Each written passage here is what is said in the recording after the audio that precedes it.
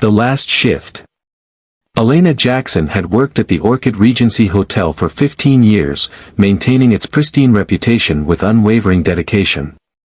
At 68, her experienced hands had cleaned thousands of rooms, earning countless compliments from guests who never knew her name. Today, however, would test her resilience in ways she never expected. The morning began like any other. Elena arrived early, her gray hair neatly tucked beneath her uniform cap, her tired but determined eyes scanning the day's assignment sheet. Her longtime partner, Clara Mitchell, greeted her with their usual warm exchange. "Did you hear about the special event today?" Clara asked, excitement tinging her voice. "It's a workers' appreciation charity dinner. They're calling it Dignity in Labor." Elena couldn't suppress a knowing smile. Dignity in labor? That's rich coming from management. Remember last year's song and dance? Nothing changed except our workload. Clara sighed but maintained her optimistic spirit. "I know, but Richard Hensley, the owner, is obsessed with upgrading from 4 to 5 stars. Maybe this time it'll mean something." Their conversation was interrupted by the sight of Suite 401. The aftermath of what appeared to be a wild party filled every inch of the spacious room. Confetti and glitter created a rainbow across the floors, empty bottles perched precariously on expensive furniture, and the bathroom, well, that was another story entirely. "Well," Elena said, managing a small laugh, "at least we won't be bored today." They had just begun their methodical cleaning when Richard Hensley appeared in the doorway. His imposing figure cast a shadow across the half-cleaned space, his eyes narrowing as they landed on Elena. "Miss Jackson," he said, his voice cold and sharp. "I see you've forgotten proper etiquette when greeting your superiors. You should bow like Miss Mitchell here." Elena felt her cheeks burn with humiliation, but she attempted to bow, her aging joints protesting the movement. "I apologize, Mr. Hensley." "Never mind, you can't even bow properly," he sneered. "This room should have been ready hours ago. We have VIP guests arriving today." "Sir, we've only just begun cleaning," Elena tried to explain. "The room was in quite a state when we arrived." "Excuses." Hensley cut her off, his face reddening. "Your age is clearly affecting your ability to work efficiently. Perhaps it's time we considered whether you're still fit for this position." Clara stepped forward, unable to remain silent. "Mr. Hensley, please. We can get the room cleaned with more time. Elena and I work very well together.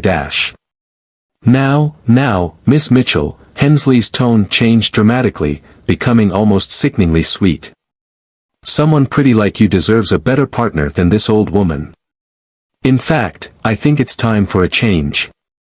Miss Jackson, report to my office immediately. Miss Mitchell, you'll be assigned a new partner." As Elena left the room, she caught Clara's apologetic glance. But there was nothing to be sorry for, they both knew the ugly truth of what had just transpired. Walking toward Hensley's office, Elena felt something fundamental shift, not just in her job but in the very fabric of her life at the Orchid Regency. Hensley's office matched his personality, imposing and cold despite its expensive furnishings. He didn't offer Elena a seat, another small humiliation in what was becoming a day full of them. "Miss Jackson," he began, false concern dripping from his words, "effective immediately, you will no longer be assigned to room cleaning duties. Instead, you'll be reassigned to janitor duty for the public restrooms." The words hit Elena like a physical blow. 15 years of dedicated service, reduced to this. "Sir, I've always received excellent reviews," she protested, keeping her voice steady. "I don't understand. Miss Jackson," Hensley interrupted, "you must understand it would be a shame for hotel guests to see someone like you, old and dark, cleaning the hotel rooms if they happen to pass in the corridor. The housekeeping staff needs to reflect the face of the hotel, young people with lively spirits and bright smiles." Elena stood stunned, each word from Hensley's mouth chipping away at the dignity she'd fought so hard to maintain throughout her life. You'll report to your new supervisor, Cass, at the lobby public restroom area, Hensley continued, already turning his attention to papers on his desk. That's all, Miss Jackson.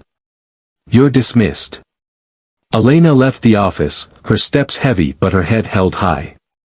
She had faced adversity before, this was just another challenge to overcome.